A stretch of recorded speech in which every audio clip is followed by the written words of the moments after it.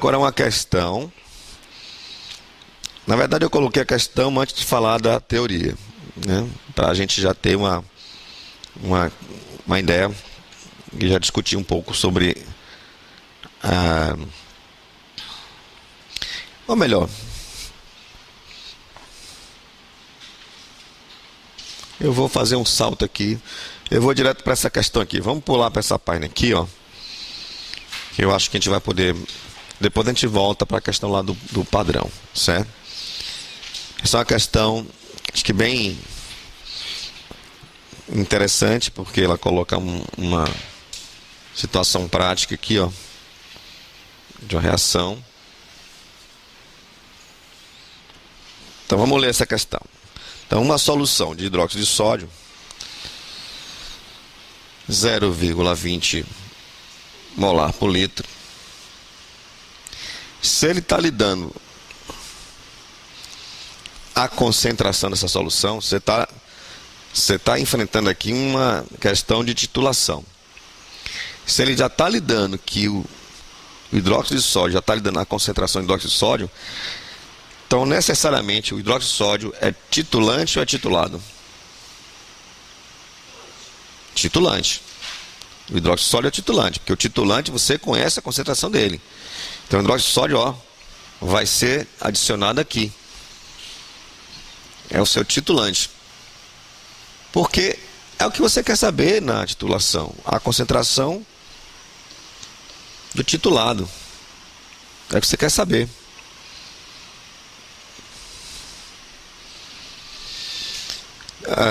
Que no caso aqui, seu titulado é o ácido sulfúrico.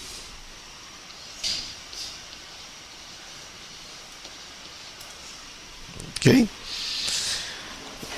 E ela fala, foi utilizado na titulação 25 ml de uma solução de ácido sulfúrico. Então aqui você tem 25 ml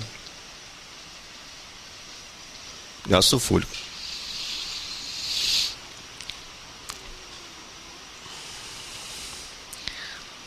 Então, qual o volume que você vai gastar da base vai depender da tua titulação, né? Vai depender da tua titulação. Ele vai dizer para você: foram consumidos 30 ml de solução de hidróxido de sódio. Essa é a situação que ele pode colocar para vocês, né? Uma questão onde você tem que calcular quantidades, né? A concentração do titulado. Foram gastos 30 ml para se atingir o ponto de equivalência. Então ele está lidando aqui com concentração. Eu vou lembrar para vocês que você tem basicamente duas formas de você expressar a concentração. A concentração comum, que você expressa em quantidade de massa do soluto sobre o volume da solução. Essa aqui você expressa aqui em grama por litro. Grama do seu soluto, litro da solução. Lembram? E outra forma de você expressar a concentração de uma solução é você, ao invés de você utilizar a massa, você utiliza o número de mols. Então, N aqui é o número de mols e o volume continua sendo o volume da solução. Isso aqui você expressa em mol por litro. Lembram disso? Essa é a concentração molar, essa é a concentração comum. Ele está trabalhando em qual dessas duas concentrações ele está trabalhando aqui, ó? Molar, mol por litro. Tá? Ele para concentração molar. Então o que você precisa é saber o número de mols envolvidos aqui nessa neutralização. E para saber o número de mols, você basta observar a reação. Basta observar a reação. Você vai observar a reação. E outra coisa, ele já foi bonzinho com você. Ele já colocou aqui a reação é equilibrada. Ainda por cima está equilibrada estequiometricamente, equilibrada. Né? Então, e o que é que você vai enxergar? Quando você tiver a reação, você vai olhar para o ácido e vai olhar para a sua base.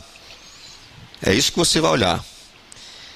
E você vai olhar e ver qual a relação em mol.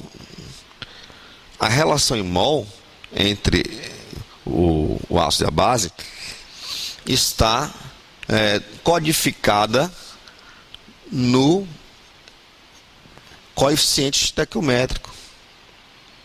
Aqui, ó. O 2 e o 1.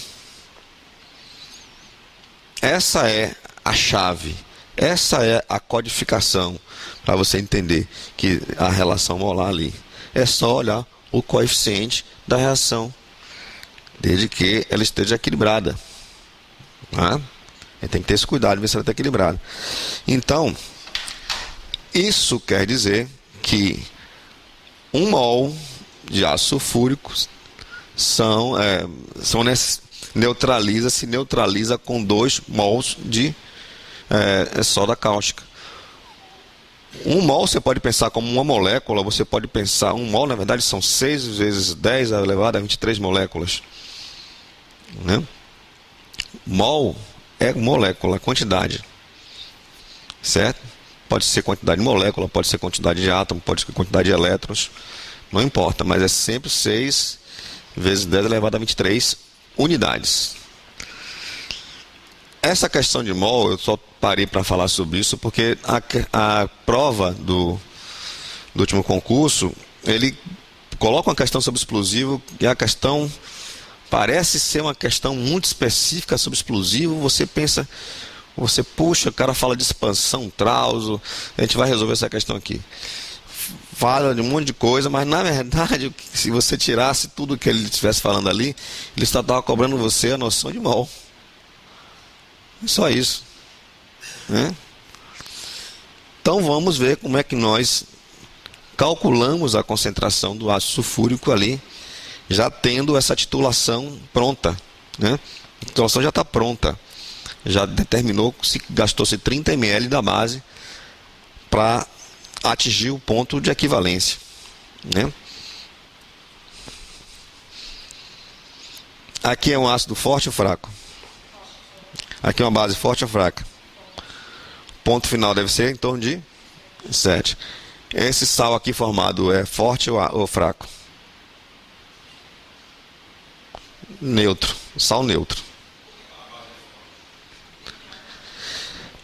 Porque o sódio é da família dos alcalinos, famílias do grupo 1A. Todos os elementos, exceto o lítio, formam com a hidroxila bases fortes.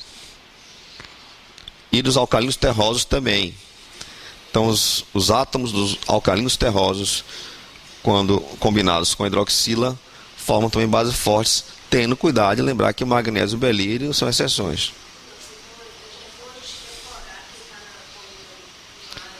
Acho que ele não é necessário decorar. O colega está perguntando se é necessário decorar os elementos.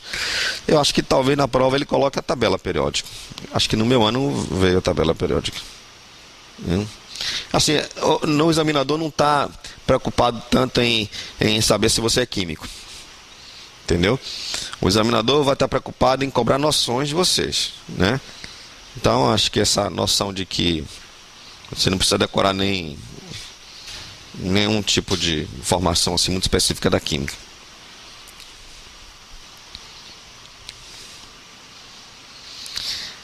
Então, como é que você resolve essa questão? Você parte da equação equilibrada.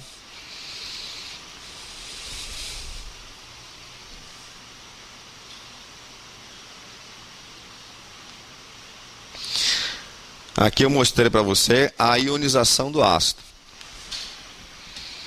Como é um ácido que tem 2 hidrogênios, em solução aquosa, ele se dissocia formando 2 prótons H+. Né?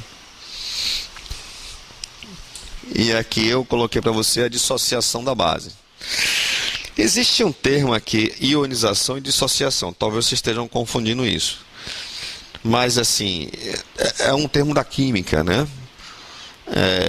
A ideia é a seguinte: os compostos ácidos, eles são formados por ligações covalentes, tá? E os compostos básicos são formados por ligações eletrostáticas, pela atração eletrostática, são ligações iônicas. Então, por ele ser iônico, quando ele está em solução aquosa, no caso aqui, os compostos básicos, a ligação iônica, eu falo ligação iônica entre o metal e a hidroxila, né? Por ser iônica, em solução aquosa, esses íons que estão atraídos eletrostaticamente se separam, se dissociam. Por isso que você fala, base se dissocia. E o ácido, por que o ácido então não se dissocia também? Não, o ácido não dissocia, porque as ligações entre os átomos de um ácido não são ligações iônicas, são ligações covalentes. Não há uma força eletrostática ali, há compartilhamento de elétrons. Então, quando ele em solução aquosa está, quando eles liberam os íons, né, H+, e no caso ali SO4-2, ele não se dissociou, porque ele não estava associado antes. Ele se ionizou, ele não tinha um íon e formou um íon. Noção básica, né? Só para vocês terem uma ideia por que a gente usa esses termos assim.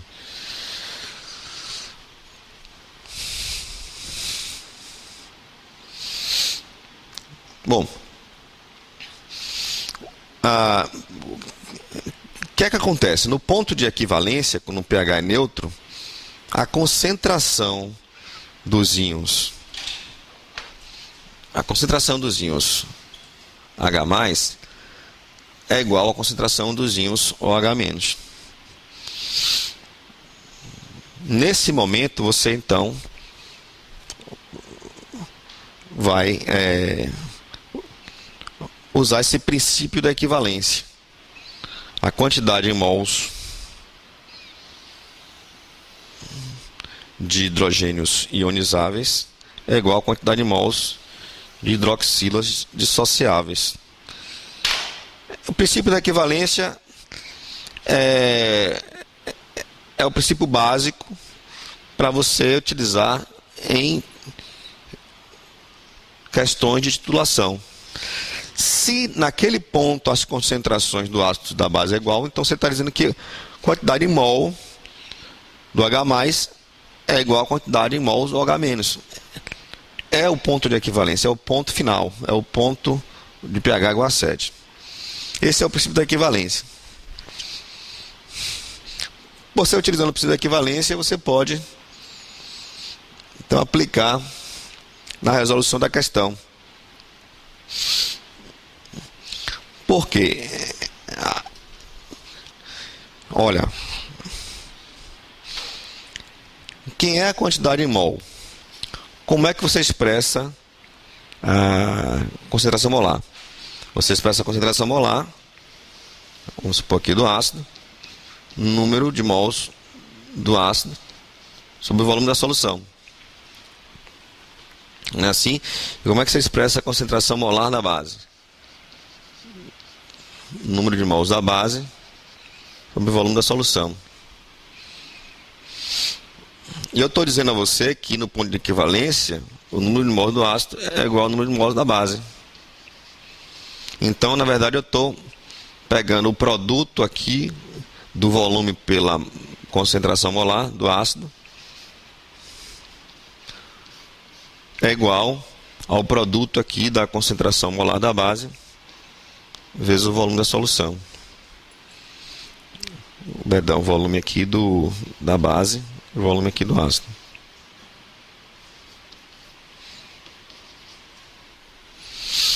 Então, esse aqui é o princípio da equivalência.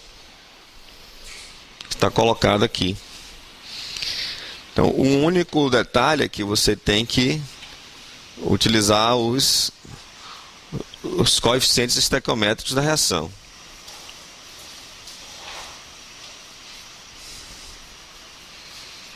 Aí é que entra o x e o y.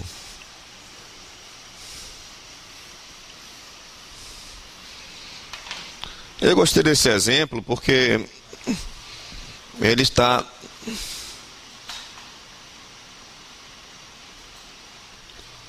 usando uma reação de um ácido com dois hidrogênios ionizáveis, né? Então já dá um.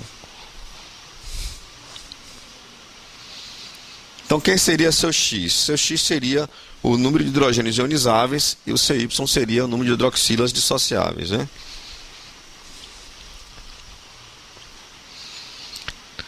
Então é só você substituir o X e o Y no princípio, na relação do princípio de equivalência. Só você fazer essa substituição, você tem os dados aqui de volume da base, concentração molar da base. Você faz a substituição. Não se preocupe com as unidades de volume aqui, porque não. Boa pergunta. A Vanessa está fazendo pergunta. Professor, as unidades de volume não teriam que ser convertidas para litro? Não necessariamente, porque você está fazendo uma relação aqui.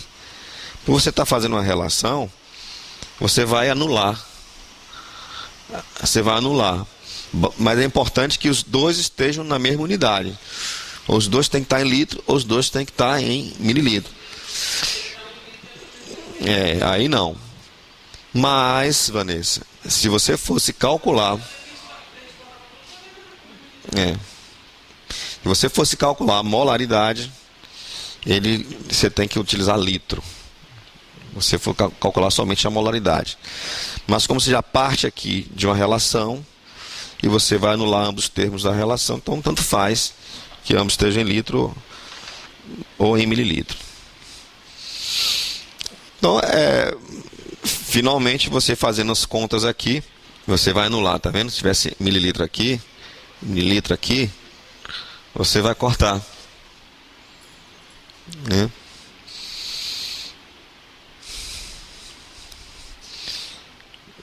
Então, o cuidado que você tem que ter é fazer a equação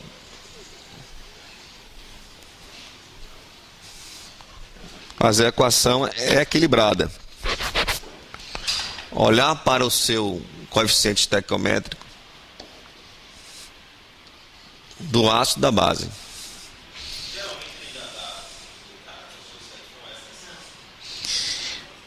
Olha, pelo que eu tenho assim visto nas provas de perito químico, ele não dá, não. Mas as provas para perito criminal, onde o examinador vai fazer uma abordagem multidisciplinar, ele está dando a reação equilibrada, né? A Vanessa está fazendo uma pergunta aqui, é uma pergunta que é uma outra forma de você calcular, resolver. Eu escolhi essa porque talvez fosse a mais prática para quem não é da área, né? Mas você pode resolver também com essa definição com esse conceito da concentração final vezes o volume, né, final multiplicado, que é igual a concentração inicial vezes o volume inicial. Você pode usar também. Eu já não me lembro de ter assim uma diferença, não. Eu posso ver depois com você, se tiver me lembrar. Eu tenho um exemplo desse daí.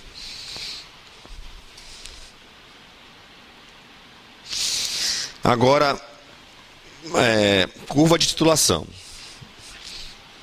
Tem uma questão que eu quero enfrentar com vocês, é essa questão aqui. Observe essa questão que ele coloca para você aqui, uma curva de titulação. Ela tem uma tendência que nós já vimos essa tendência quando fizemos explicamos o titulante titulado. Nessa questão você tem aqui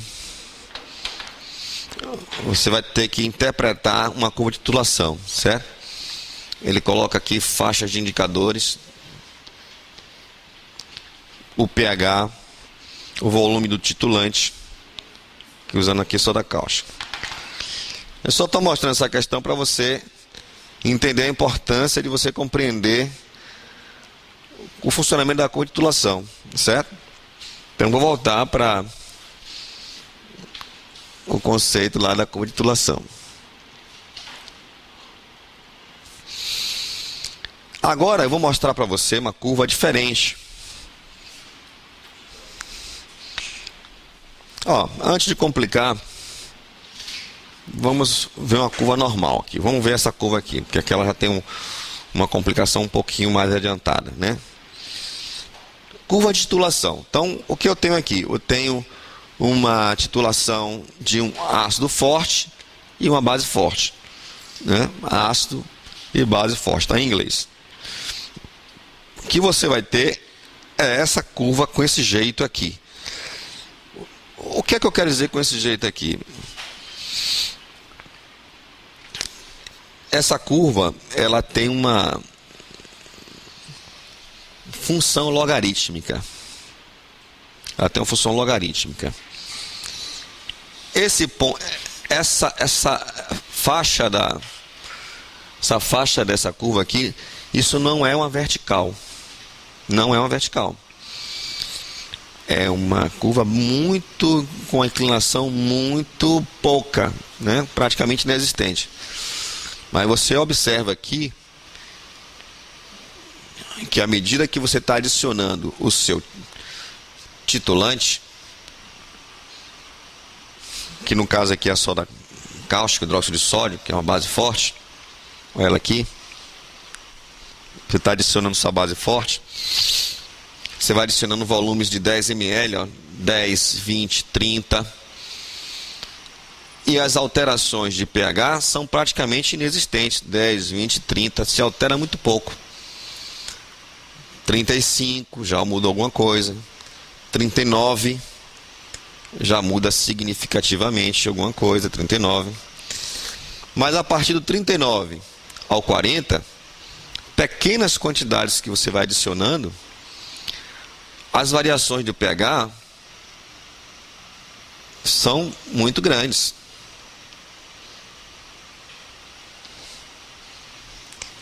Isso não é uma vertical, isso é uma curva que tem é uma reta que tem uma inclinação muito pouca, né? Muito pouca. A inclinação dela não é grande, é muito pouca. É quase uma reta na vertical.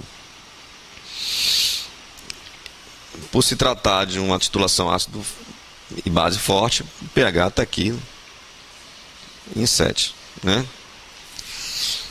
Pode 7. Esse aqui é o ponto de equivalência, né? Ponto de equivalência é igual ao ponto final? Não, não é igual ao ponto final. Ponto de equivalência é um dado teórico, ponto final é uma noção visual do operador na hora que está fazendo a titulação. Ele usou aqui dois indicadores, né? Para você perceber a mudança, você pode usar aqui dois indicadores. Você pode colocar no seu título, você bota o indicador no titulado, né? Você pode colocar aqui o alaranjado de metila, né? E você, à medida que vai adicionando ao hidróxido de sódio no seu titulado, a cor vai ficando de amarelo intenso a incolor, né? Aquele amarelo intenso, você vai adicionando aos poucos a soda, vai adicionando o hidróxido de sódio, vai ficando incolor, vai ficando incolor. Quando ficar completamente incolor, parou a sua titulação, calcula aquele volume do titulante que você usou, de hidróxido de sódio. Você já tinha a concentração dele, já tem o volume que você utilizou, já pré-fixado do seu titulado. Aí você faz aqueles cálculos de acordo com a reação, né, que a gente fez lá do número de mols, né, de hidrogênios ionizáveis igual ao número de mols das hidroxilas. Você poderia usar a fenolftalina, poderia também, A fenolftaleína parte de uma solução já incolor. No caso, eu usando o hidróxido de sódio como titulante. Você está gotejando hidróxido de sódio no seu ácido lá, está tudo incolor, você não vê mudança de cor nenhuma, vai titulando. Quando a solução pega um rosinha bem fraquinho, essa rosinha aqui, ó, aí você parou, chegou ao fim. Claro que essa noção visual não vai ser a mesma que a estequiometria da reação. A noção visual é o ponto final do operador. Ponto de equivalência é o ponto calculado teoricamente.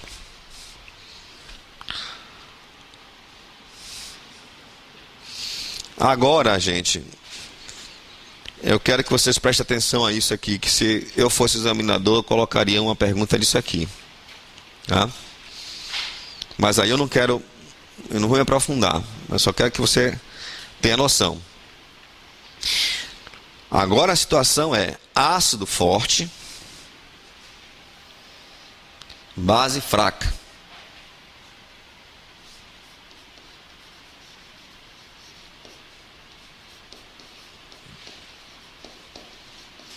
Ácido forte e base fraca.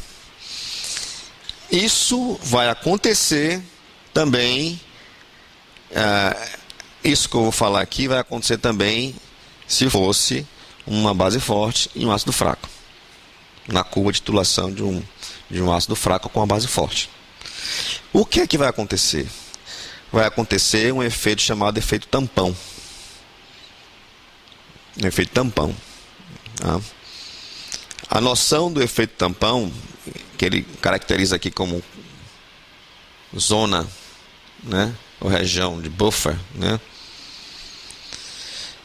Agora, perceba também uma coisa, a curva não mudou a inclinação, eu não estava fazendo assim, de repente ela já está aparecendo para vocês de um outro jeito. É possível isso? É. Porque agora, o seu titulante é o ácido. E o seu titulado é a base. Quando o seu titulado é a base, não se esqueça, você vai medindo o pH do titulado. Você vai começar, se era uma base, ele vai começar com pH alcalino. Vai começar com pH acima de 7. Então o pH vai ser um pH acima de 7. Entre 10 e 12, talvez 11 aqui. Você vai medindo o pH do titulado, né? Então você vai gotejando e adicionando ácido. Se adicionando ácido, o pH que estava acima estava muito alcalino, vai se neutralizando aos poucos, perdendo a acidez, vai diminuindo e se aproximando do ponto de equivalência.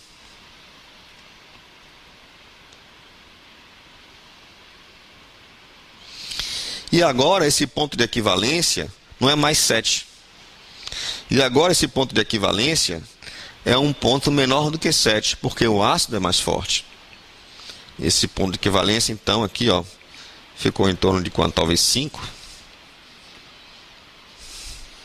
Aqui seu ponto de equivalência, sua zona de viragem. É falado faixa de viragem, ou zona de viragem. Certo? Então toda vez que você vê um gráfico, uma curva de titulação, ela pode mudar de orientação. Depende se o titulado for ácido ou for base. Como é que eu vou saber isso? É só olhar para o pH de partida. O pH é do titulado. O pH de partida é alcalino, então o titulado é alcalino. Né? O que mais? E aí você tem essa aqui, essa zona de... Esse é o famoso efeito tampão. Esse famoso efeito tampão. Beleza, apagou tudo. O efeito tampão é uma consequência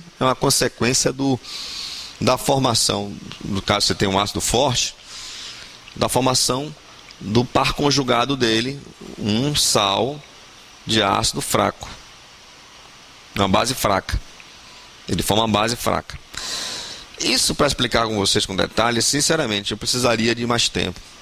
E precisaria de conceitos de equilíbrio químico. Para que vocês entendessem. Eu não vou me arriscar a explicar esse efeito tampão, eu só quero que vocês aceitem a ideia de que o conceito da zona de efeito tampão, quando existe uma neutralização entre um ácido forte e uma base fraca, ou ao contrário, um ácido fraco e uma base forte, existe a formação desse sal conjugado, né? E que esse sal conjugado vai reagir, ele vai reagir às mudanças de pH. Essa formação desse ácido, desse sal aqui, no momento que você vai neutralizando, ele vai impedindo, ele cria uma zona de proteção, ele vai impedindo que, por mais que você adicione o ácido, tá vendo? Você está adicionando ácido. Você está adicionando ácido. Ele vai resistir à mudança de pH. Ele vai resistir, ele vai, não vou mudar o pH, ele vai mudando aos poucos, né? Ele vai resistindo, mas não vai, ele não sustenta, não chega a sustentar. Ele não chega a impedir a mudança, mas ele dificulta. Até chegar um momento que ele não aguenta mais, aí não dá mais para segurar esse pH. Aí o pH desce mesmo. Esse conceito de solução tampão, esse é muito importante no organismo humano, nos organismos vivos, né? É com esse efeito que segura um monte de equilíbrio interno. O ser humano não chega a ter, por exemplo, se a pessoa beber, a gente bebe Coca-Cola, gente. Coca-Cola é extremamente ácido. Coca-Cola é feito com ácido fosfórico, né? Então, quando você bebe Coca-Cola, aquilo ali, Coca-Cola desentope pia, né? Tem um pH bastante ácido. Por que que você não, quando bebe, gente que bebe muita Coca-Cola aí, né? Por que a pessoa não tem um problema de acidez? A acidez no corpo enrijece o corpo, né? Quando eu tratei desse assunto na aula de medicina legal, você estava nessa aula, né? Quando eu tratei desse assunto, essas aulas inclusive estão na internet, estão disponíveis para, se tiver algum colega seu que queira fazer o concurso para perito técnico, ainda dá tempo, está lá, minhas aulas estão na internet, lá, aulas que nós tratamos aqui para o curso de Polícia Civil, para os agentes e escrivãos, né? Foram noções de medicina legal, noções, as questões, caíram 10 questões no concurso, nós comentamos 9 em sala de aula. É para quem quer fazer concurso essas aulas de medicina legal, não é para área forense, não é para quem quer ser médico legista, é para quem quer fazer concurso, né? É noção de medicina legal. Bota lá professor Nelson, medicina legal, você vai ver as aulas todas de medicina legal contextualizada, com casos reais e com exemplos de artigos do Código de Processo Penal e Penal. Então ela é interessante por isso que ilustra os artigos do Código de Processo Penal. Falando na medicina legal, porque eu citar um exemplo na aula que tinha a questão da rigidez cadavérica.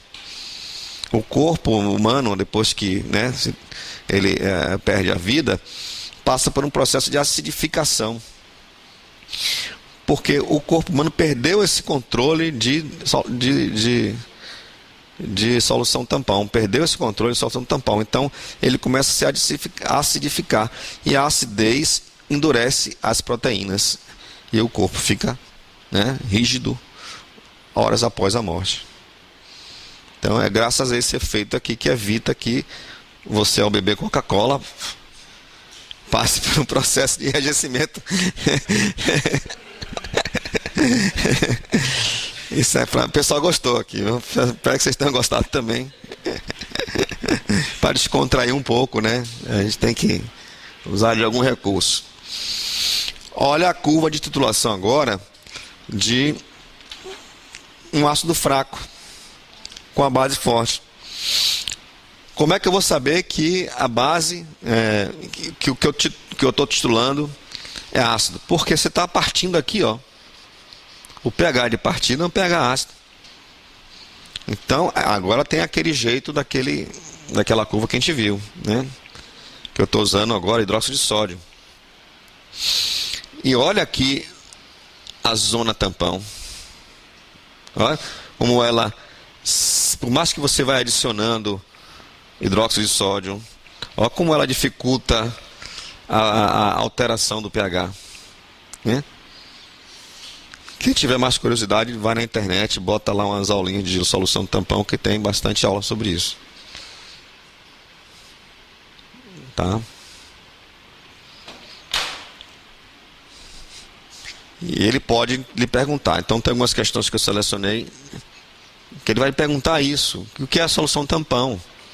Né? É a solução onde há é a solução entre um ácido forte e uma base fraca, ou vice-versa, que ela resiste às alterações do pH. Basicamente isso aí.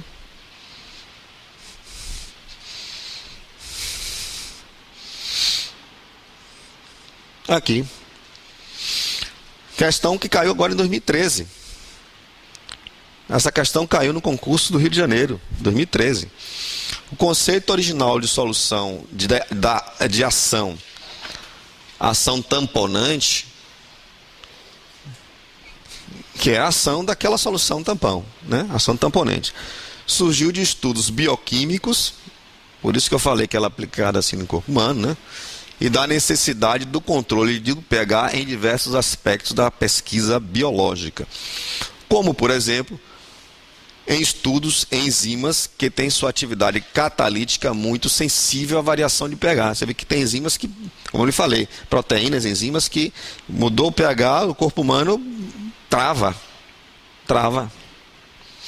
Em relação ao conceito de solução tampão, indique a alternativa correta. Então aqui, ó. Letra A. Solução que resiste à variação de valores de pH decorrente da diluição ou da adição de um sal em água. Não estamos falando de sal aqui, né? Então essa questão já teria errada. Falsa. B. Solução produzida a partir de uma mistura de um ácido ou uma base forte que resiste à variação de pH. Produzida a partir de uma mistura de um ácido ou uma base forte, né?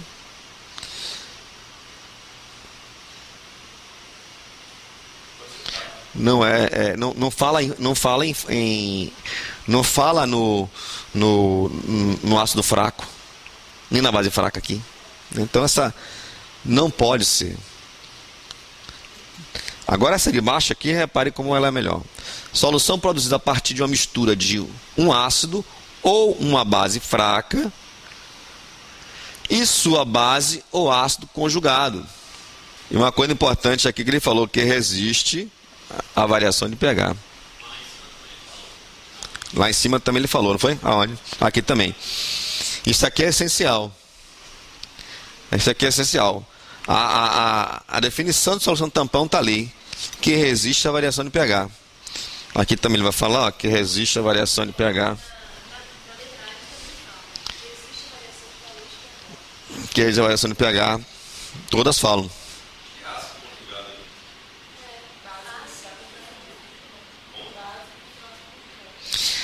Lembra que eu falei no... O colega está perguntando aqui o que é um ácido conjugado ou uma base conjugada. Não sei se você se lembra que eu falei para você que todo ácido forte, quando se dissocia, forma uma base fraca, conjugada. Isso você vai ter que dar uma olhada aí no conceito de ácido base. Ou a mesma coisa, toda base forte, quando se dissocia, forma um ácido conjugado fraco. Isso é na dissociação. Qual foi a resposta aqui? C, né? Porque a base ser conjugada e o ácido conjugado de ácidos e bases fracos são fortes, né?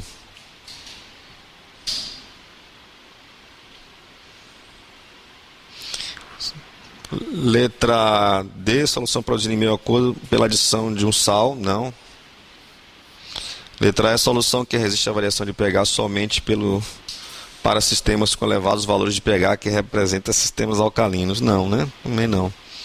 Então, se você tivesse na dúvida, por que não apareceu o nome ácido fraco e base forte, ou vice-versa, a noção do par conjugado, né, lhe salvaria aqui, para você ter mais certeza. Mas mesmo assim, você vê que das opções, essa que mais se aproxima da noção do ácido forte e da base fraca, e vice-versa.